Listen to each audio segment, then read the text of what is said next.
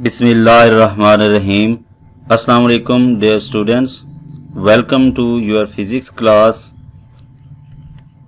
In our today's lecture we are going to discuss about electron volt, electric and gravitational forces and charge on electron by Millikan's method. Electron volt. It is defined as the amount of energy acquired or lost by an electron as it moves through potential difference of 1 volt. 1 electron volt is equal to 1.6 into 10 raised power minus 19 joule. If a charged particle Q is allowed to move from point A with potential VA to point B with potential VB, keeping electrostatic equilibrium, it will gain electric potential energy. We know that the direction of electric field is always from positive to negative, and if we are going to move a positive charge against the direction of field, we have to apply an external force. This force is used to do work against moving the charge in the direction of field, and this work appears in the form of electric potential energy. So when we move a charge by applying force against the direction of field, this work done appears in the form of electric potential energy, which is given as delta U is equal to Q into delta V, where delta U is electric potential energy, change in electric potential energy, and delta V is the potential difference between the points where we are moving the charge. If no external force acts on the charge to maintain the equilibrium, this change in potential energy appears as a change in its kinetic energy. If we release the charge by removing the force, the charge will move in the direction of field and gain kinetic energy. This kinetic energy is equal to Q into delta V. If the value of charge is equal to 1.6 into 10 raised power minus 19 coulomb and the potential difference between plates is 1 volt, then this amount of energy becomes equal to 1.6 into 10 raised power minus 19 joule. This amount of energy equals to 1.6 into 10 raised power minus 19 joule is 1 electron volt. So we can say that 1 electron volt is the amount of energy when a single charge is moved between 2 points having potential difference of 1 volt. The energy acquired by the charge will be called electron volt. Next, electric and gravitational forces. First, we will discuss similarities between these two forces. Electrostatic force is given by Coulomb's law. Fe is equal to K Q1 Q2 over R square, where Q1 and Q2 are the charges. K is constant of proportionality. R is the distance between two charges. And gravitational force is given by Newton's law of gravitation. M1 and M2 are masses. G is universal gravitational constant and R is the distance between these two masses. From these equations we have observed that both obeys inverse square law. Inverse square law means the forces are inversely proportional to square of the distance. Both are basic forces of nature Their origin is unknown. They exist naturally. Both are conservative forces. Conservative forces are the forces in which work done is independent of path followed. Now we will discuss the difference between these two forces. Electric force is attractive or repulsive force. Charges can attract each other or can repel each other, whereas gravitational force is only attractive force. Electric force is strong force. Gravitational force is weak force. Electric force is short range force. We can observe electric force within electric field of charge in limited region, whereas gravitational force is long range force. Electric force depends upon medium, whereas gravitational force is medium independent. Electric force can be shielded. If we place some material between two charges, electric force is reduced, whereas gravitational force cannot be shielded. The value of electric force constant is K is equal to 9 into 10 raised power 9 Newton meter square per coulomb square, and the value of gravitational constant is 6.67 into 10 raised power minus 11, which is very small value. Charge on electron by Millikan's method.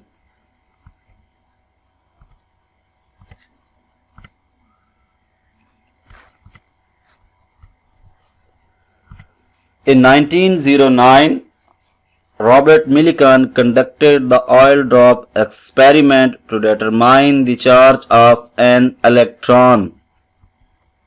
He suspended tiny charged droplets of oil between two metal electrodes by balancing downward gravitational force with upward drag and electric forces. Using the known electric field and the values of gravity and mass, Millikan determined the charge on oil droplets in mechanical equilibrium. He calculated this value to be 1.592 into 10 raised power minus 19 coulombs, which is within 1% of the currently accepted value of 1.6021 into 10 raised power minus 19 coulomb. Experimental arrangement consists of a closed container C to save drops from disturbance. To avoid the drops from air disturbance, C is closed container. An atomizer to spray oil droplets. Two parallel plates P and P prime separated by distance D.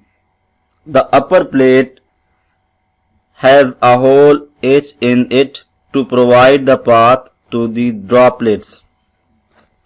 Source of light S to illuminate the path of particles. Convex lens to focus light on droplets. A microscope M to observe the path of droplets. The voltage applied can be adjusted by a power supply, and hence electric field can be adjusted because the relation between electric field and the voltage applied is E equal to V over D. So we can adjust the applied voltage, and hence we can control the strength of electric field. A block diagram of this experimental arrangement is shown here. Here is atomizer which is used to spray oil droplets. S is source of light which is used to illuminate the path. L is convex lens which is used to focus the light on considered droplet. Two parallel plates P and P prime. Upper plate has a hole in it, and M is microscope which is used to view the droplets. C is closed container. This container is used to avoid the apparatus from air disturbance. How it works? Atomizer A is used to spray oil droplets into the container through nozzle. Oil droplets gets charged due to friction. These charged droplets are very small and some of the drops pass through the whole edge of upper plate. Light from light source is focused by lens to the path of drops. The path is viewed by microscope. Droplets can be suspended between the plates because there are two forces acting on the droplets.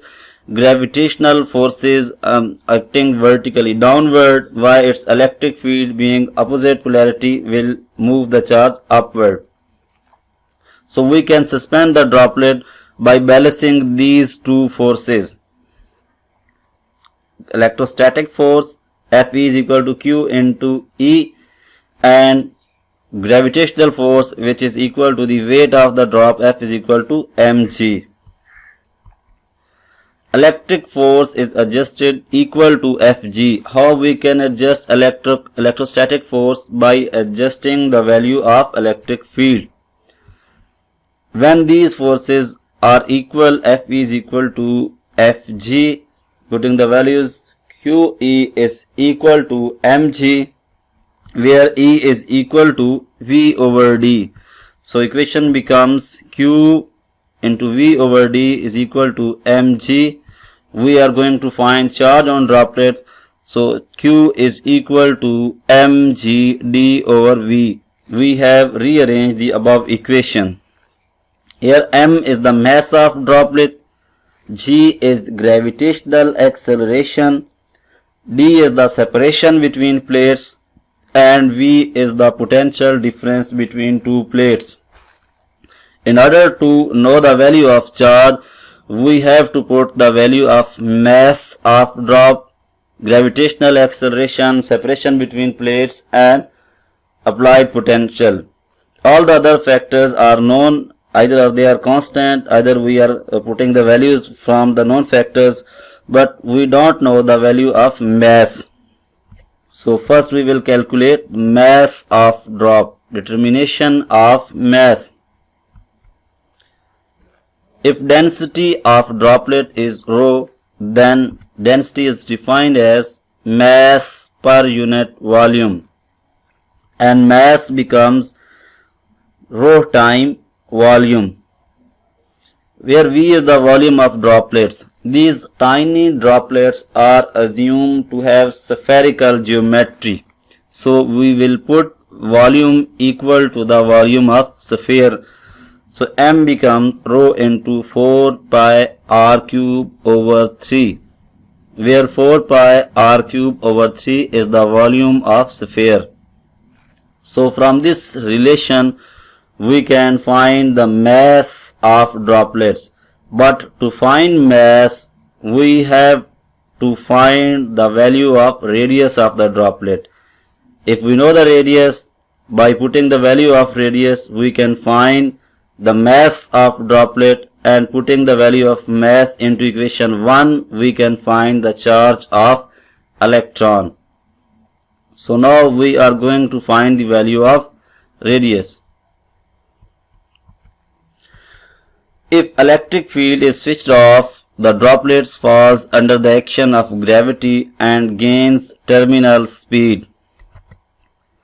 As the droplet is falling with constant terminal speed, this is possible when drag force becomes equal to the weight. We know the definition of terminal speed. Terminal speed is the constant speed at the moment when downward gravitational force is balanced by upward drag force. The drag force is the resistive force experienced by an object when it is moving through a fluid. mg is equal to 6 pi eta r Vt. Here mg is the gravitational force and 6 pi eta r Vt is the drag force which is acting upward. Putting the value of m in equation from equation 2, the equation becomes rho 4 pi r cube over 3. This is the value of mass.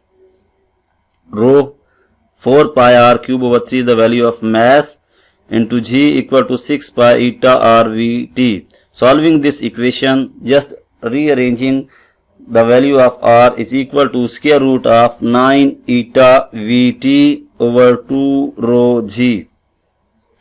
This is the value of radius. To find the radius, we should know the terminal speed. Calculation of terminal speed. In this equation, Vt is the terminal speed and it can be determined by measuring the time of fall over a measured distance. Vt is equal to d over t, where d is the distance in falling downward and t is the time taken. This equation will give us the terminal speed, and putting the value of terminal speed in this equation gives us the value of r. So we are going to summarize the topic, how we can calculate charge of electron. The equation gives us the value of terminal velocity. Dividing the distance fall over time taken gives us terminal speed. Putting the value of terminal speed in this relation gives us the radius of droplet. Putting the value of radius of droplet in this equation gives us mass of droplet. And this mass of droplet, putting the value in the first equation, mg d over v, gives the charge on droplets. So we have to calculate this mass and charge step by step. First of all, we will calculate terminal speed, then we will calculate radius of drop, then we will calculate mass of the droplet, and after that we are able to calculate charge on electron. Millikan's measured the charge on many drops and found that each charge was an integral multiple of minimum value of charge equal to. This value is constant and it is the minimum value of charge on any substance.